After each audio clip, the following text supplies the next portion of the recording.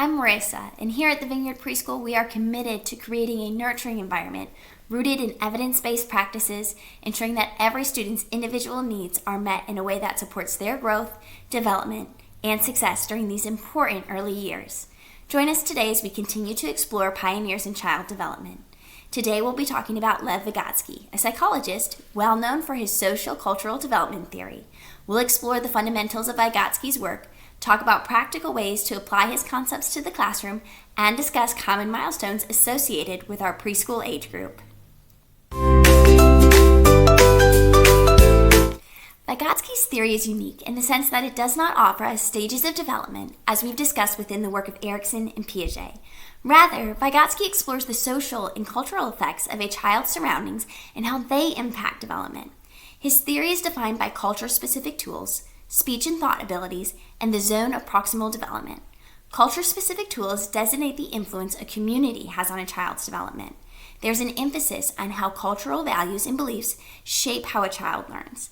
These influences also affect how a child learns to express themselves through their speech and the development of their internal thought process.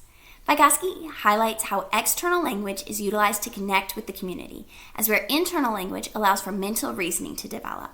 We'll dive more in depth into speech and thought abilities soon, and how they can be identified in our preschoolers' daily activities.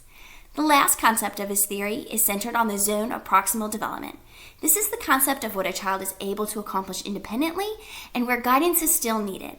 Essentially, the idea that a child's zone of proximal development will grow as they become more independent and require less assistance from parents, teachers, and caregivers.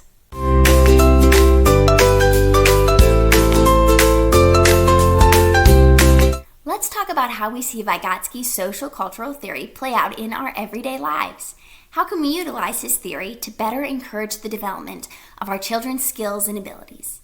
Based on theory, we've learned that children learn through social experiences around them.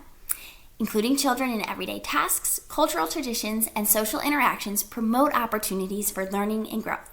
In tangent with involving our children in social opportunities in and outside of the home, we can assess their zone of proximal development. As children continue to learn through the world around them and their experiences, we can see increased independence, such as when a child is learning to play or interact with other children. At first, they may need a caregiver to set up the interaction and encourage conversation.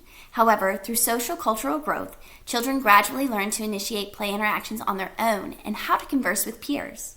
Vygotsky argues that the more social experience a child is exposed to, the more opportunities there are for collaborative interactions, thus increasing learning and development. This learning and development can also be seen in a child's language, problem-solving skills, and motor skills.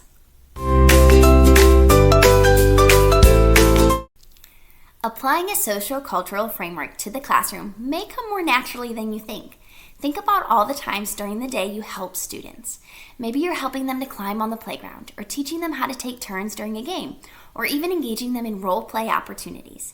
These are all times we're creating an experience they can learn from.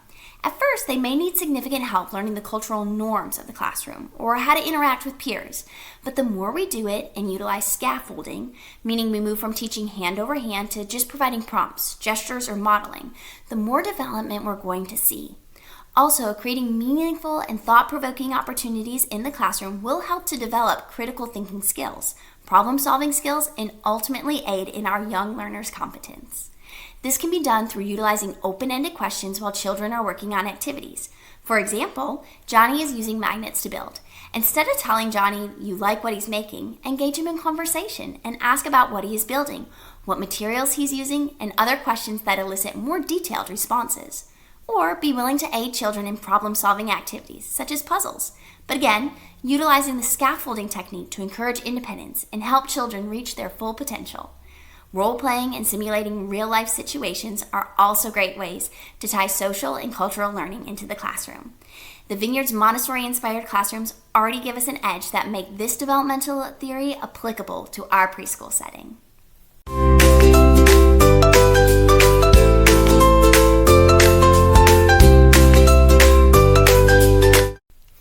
When it comes to developmental milestones and Vygotsky's findings, it may feel a little less clear than the other theorists that we have discussed because there is not a specific stage a child is going to enter based on this theory.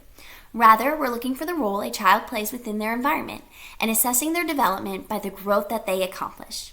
We can judge this by their zones of proximal development, as well as assessing their interactions with peers in their environment to determine growth. Remember, their zone of proximal development is the gap between independence and how much assistance they need completing tasks. We can observe if they're developing skills that support social and cultural development, as opposed to other fixed or independent skills like learning to zip a coat or learning how to jump. Experiencing a child's growth and development right in front of our eyes is so rewarding. Vygotsky's theory allows us to grow alongside our children and fosters the idea that we can experience developmental milestones in real time.